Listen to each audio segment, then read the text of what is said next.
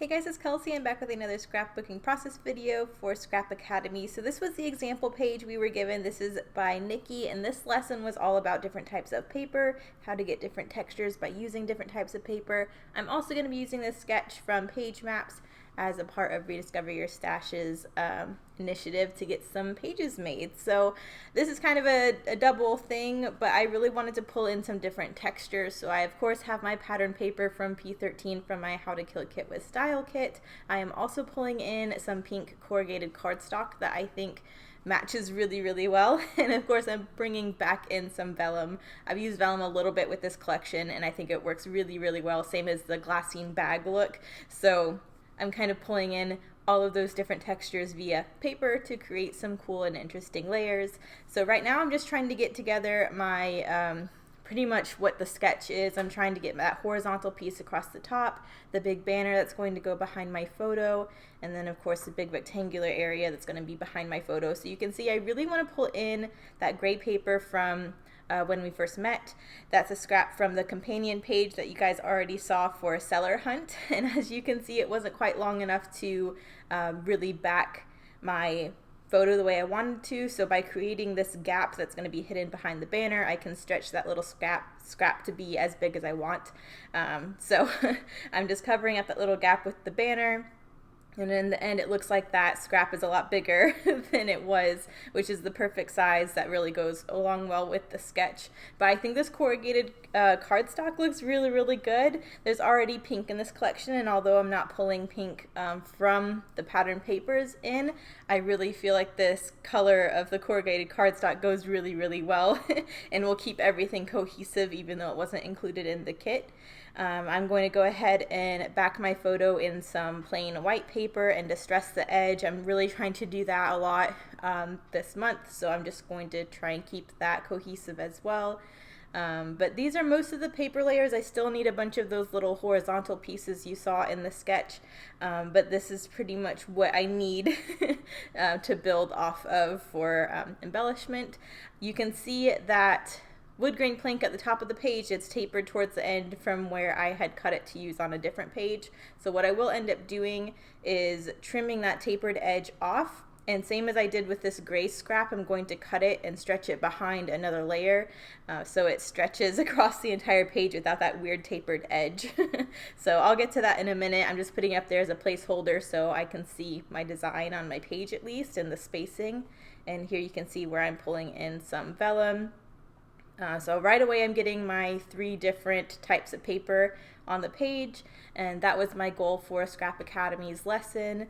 I'm really going to enjoy being part of this group. I adore the page that Nikki made for this lesson, and I will link her process video and her lesson for that in the description for anyone else who wants to know. I love what she did on her page, and I'm really going to have to save that for future use because I think it turned out so pretty.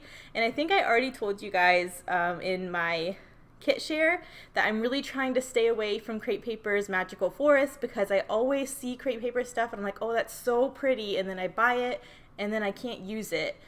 But she used it so beautifully, and now I'm really in this dilemma where I really want to buy it, and I feel like I can use that one for whatever reason. That Crepe Paper collection is more up my alley than a lot of the other ones that I see and own. So now I'm on the fence about if I'm going to try and get that collection or not, because her page turned out so stinking cute. I want to do it too. So yeah, we'll see about that. But I did just take some more vellum. I used a border punch to create that little scallopy edge. That was a detail that was also in the sketch.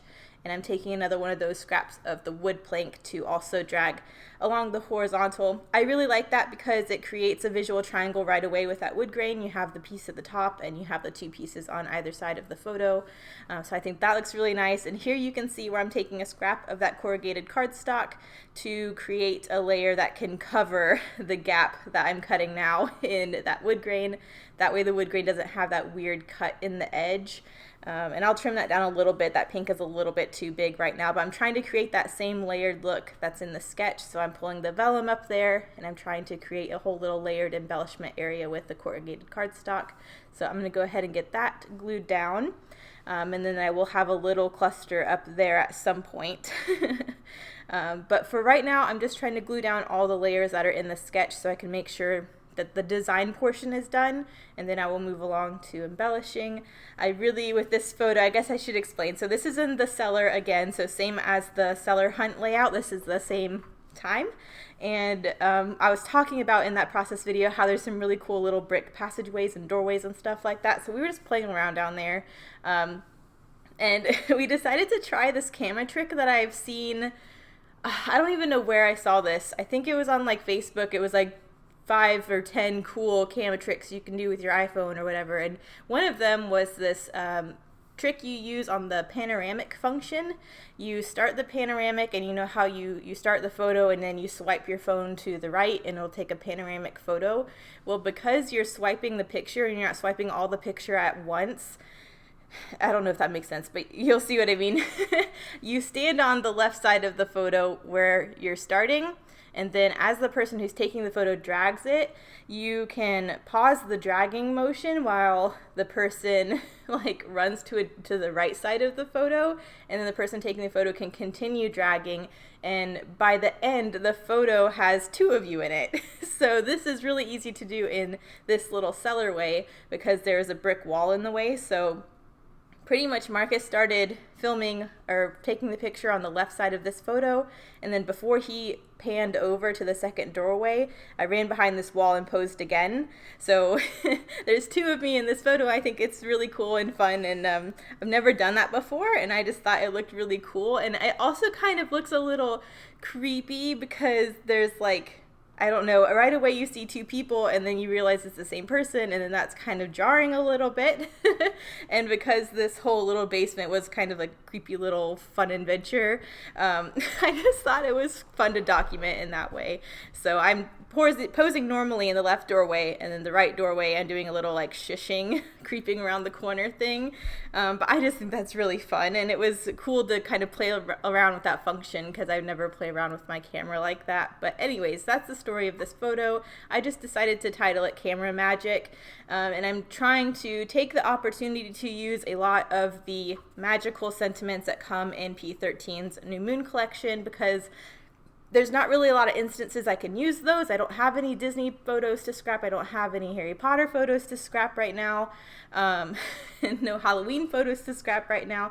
So I'm really kind of stuck. There's a lot of magical sentiments in this collection, and I don't really have a lot of photos on theme for that. So while I am documenting this cool camera trick, I decided by calling it Camera Magic, I kind of gave myself an opening to use a bunch of these little magical stickers and sentiment. So right now you can see I'm just doing a little bit of mixed media. I didn't want to do a whole lot, but I did want a little bit of glimmer in a couple areas. You did see where I started my little cluster in the upper right hand by getting some thread bundles up there. And I'm going to glue down the main portion now that that mixed media is dry.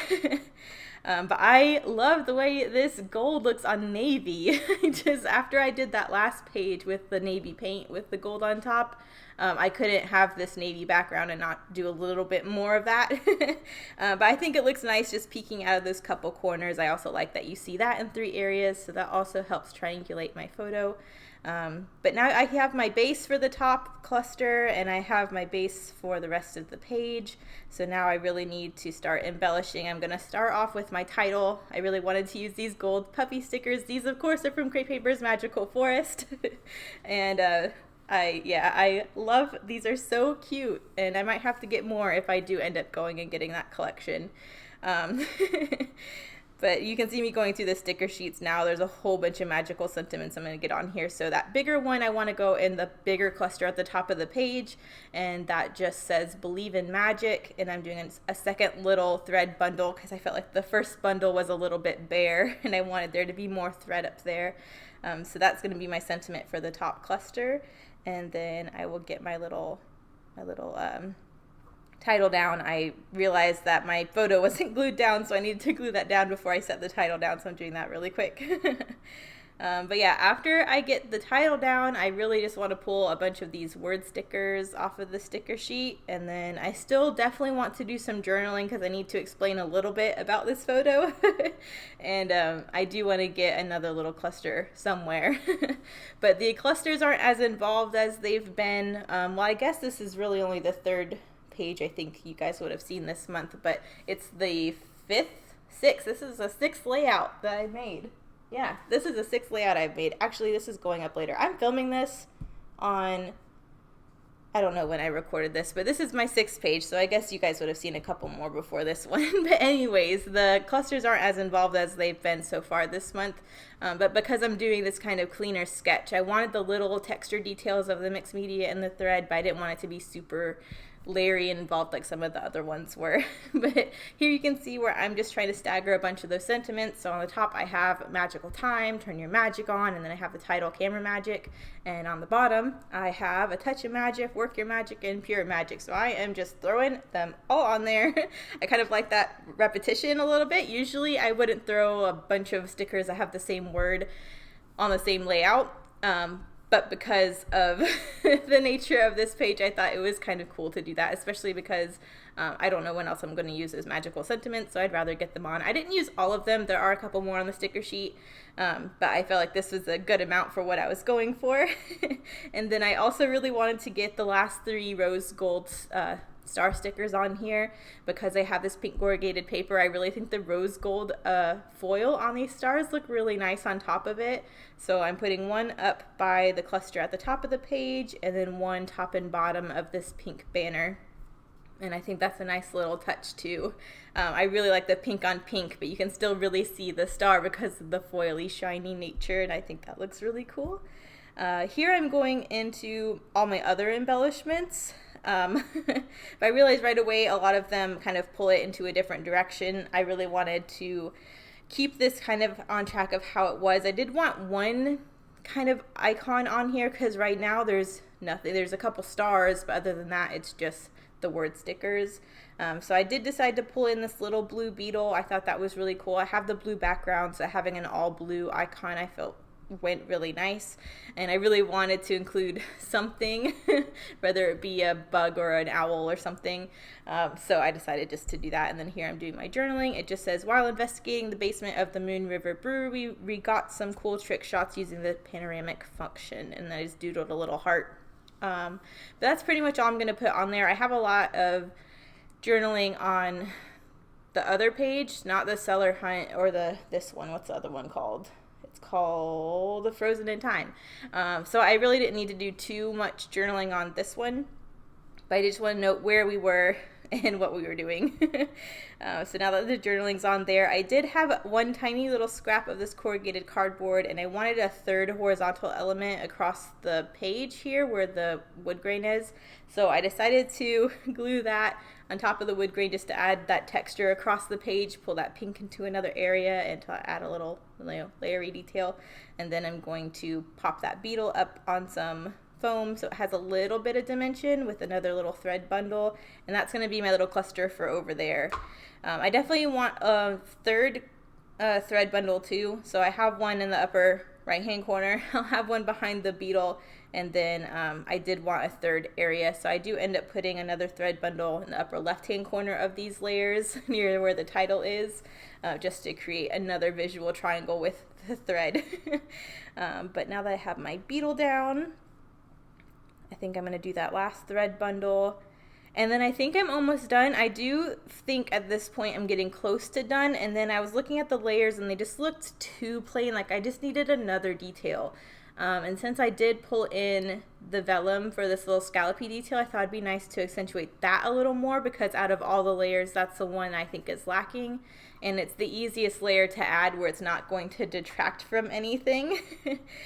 So you will see I'm pulling in some vellum here. I'm going to distress the bottom of it, and I'm going to have a border of that going below these layers, and then I'm going to also have just a straight edge of the vellum bordering the top. That just gives one extra layer in detail. It's still transparent, so you can see the mixed media behind it, and it just adds just enough, I think, to make me feel better about calling this done, because before it just looked too plain.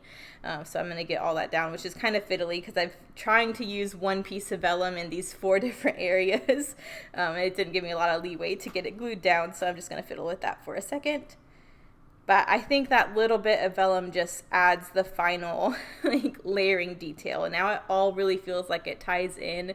There just wasn't enough vellum before. And I think this just perfect. But after that, I still need to do that last thread bundle in the upper left-hand corner. And then I know I'm going to end up going in with some white Nuvo drops as like my final touch. I just thought it would look a little extra magical having some little white dots trickling down by the gold plus signs. So after I get this little thread bundle, I'll go in and do a couple little trickles down the left-hand side where this mixed media is, as well in the upper right-hand corner. And then I think I'll do one little trio of enamel dots by the beetle as embellishment just to tie it all in. But I think this is it. So thank you guys so much for watching. I will again link Nikki's video in the description if you want to see how to do that beautiful teepee design that she did that I showed in the beginning of this process video. I will also link Scrap Academy's Facebook group if you want to jump in on these lessons, because it doesn't matter how long you've been doing this, you can always learn more. And yeah, thank you guys so much for watching. See you in the next one. Bye.